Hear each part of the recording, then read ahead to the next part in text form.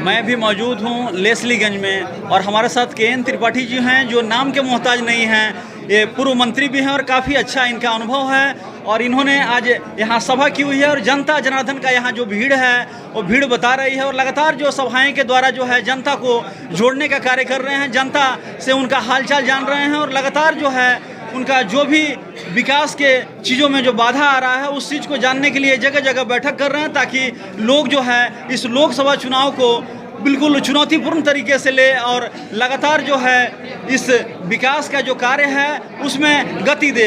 और इसी क्रम में आज हम यहाँ आए हुए हैं। हमारे साथ के.एन. त्रिपाठी जी हैं जो पूर्व मंत्री भी हैं। इनसे जानते हैं कि आखिर क्या कुछ कहना है इस यहाँ लेस्लीगंज में जो है सभा हो रही है, तो इस माध्यम से क्या छतरा की जनता को बताना चाहते हैं। हमारे मुद्दे बहुत ही साफ और मजबूत हैं, ये तो निसंदेह हैं।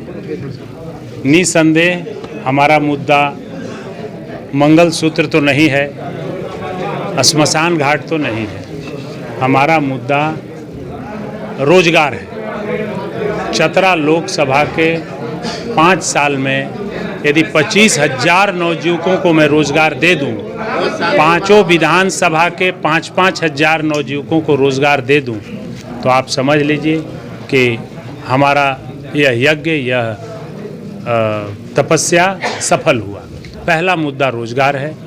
दूसरा मुद्दा किसानों के खेत तक पानी पहुंचाना है। उसके लिए राज्य सरकार के पास उतने फंड नहीं हैं कि सभी जलाशयों को बांध करके पहुंचाया जाए। बिना भारत सरकार के यह संभव नहीं है कि हर नदी नालों को बांध करके किसानों के खेत तक पानी पहुंचाया जा सके। तीसरा मुद्दा स्वास्थ्य, कि यहाँ पर स्वास्थ्य की बेहतर सुविधा हो, लोग रेफर ना हो और जाने ना जाए। चौथा मुद्दा उच्च शिक्षा, जो हमारे भाई बताए, जो आदिवासी परिषद ने जो दिया है, इसमें भी महत्वपूर्ण है कि हमारे बच्चे यहाँ से पढ़ने दूसरे राज्यों में जाते हैं और वहाँ उनका शोषण होता है, वो परिवार से दूर रहते हैं, परेशानियों में उलझे रहते हैं, बीमार हो जाते हैं न्यूट्रिशन के अभाव में। तो यहीं रहें, उनको उच्च शिक्षा की यहीं मिले, इसकी व्यवस्था हो। और पांचवा, जो आपने देखा कि कई जगहों पर सड़क, पुल, पुलिया, जल, जंगल, ज़मीन की कई परेशानियां, इन चीज़ों पर हम लोग काम करें। जिसकी सरकार वही त्रस्त, राज्य स्तर की ये चीज़ें आम देखी जा रही है, तो आपकी सुधार के लिए क्या पहल कर सकते हैं? जो राज्य सरकार के द्वारा की जानी है वो राज्य सरकार से करवाई जाएगी। जो केंद्र सरकार से की जानी है वो केंद्र सरकार से की जाएगी। वह बातें सदन में जो उठाने लायक बात होगी, नीतिगत बातें होंगी, वो सदन में उठाई जाएंगी। जो सरकार से कराने लायक होंगी वो सरकार से मिल बैठ करके बात करके वो कार्य को कराया जाए। जीत के लिए अगर आप आगे चल रहे हैं तो आपके पीछे कौन है? मैं तो ये अभी नहीं मान रहा हूँ कि मैं आगे चल रहा हूँ, क्योंकि हम ये नहीं कह सकते उन लोगों की तरह कि तुम वोट दो या न दो, मैं 400 पार, मैं नहीं कर सकता। हाँ, लेकिन इतना ज़रूर है कि जिस तरह जनता मुझे आशीर्वाद दे रही है, यदि इसी तरह आशीर्वाद देते रही तो मैं इतना आगे निकल जाऊंगा कि फिर किसी को पकड़ना मुश्किल होगा। आशीर्वाद मिलता रहे। यादवों वोटों पे सेंध लगाने की कोशिश की जा रही है, यादवों और मुस्लिम की वोट बैंक में सेंध लगाने की कोशिश की जा रही है। अब वो लोग जाने जो जाति की राजनीति करते हैं। हमें तो सभी जातियों का वोट मिलेगा, चाहे वह शुरू से उठा लीजिए दलित वर्ग से, उठा लीजिए दलित का, आदिवासी का, पिछड़ों का, अगड़ों का, ब्राह्मणों का, क्षत्रियों का, वैश्यों का, हर वर्ग का वोट मुझे मिलेगा।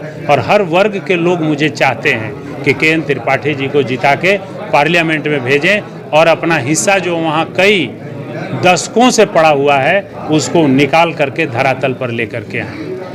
चुनाव जीतने के बाद वैसे कौन सी अधूरी कार्य है जो आप पूरा करना चाहेंगे? बहुत सारे अधूरी कार्य हैं। आप देखिए इन लोगों ने कैसे ठगा है।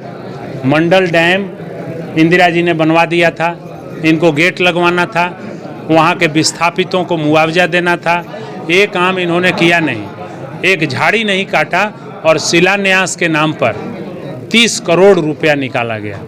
अभी कितने पैसे निकाल लिए गए साफ सफाई के नाम पर, वहाँ कोई काम नहीं हुआ है। इस तरह के कई ऐसे काम हैं जिन कार्यों को हमें करना ही है, जिनको लक्ष्य तक पहुंचाना ही है। तो इस पर कई कार्य किए जाने हैं, उन सभी कार्यों को आप देखेंगे। 400 पार की बातें आ रही है, तो आप अपने आप को यहाँ कहाँ पाते?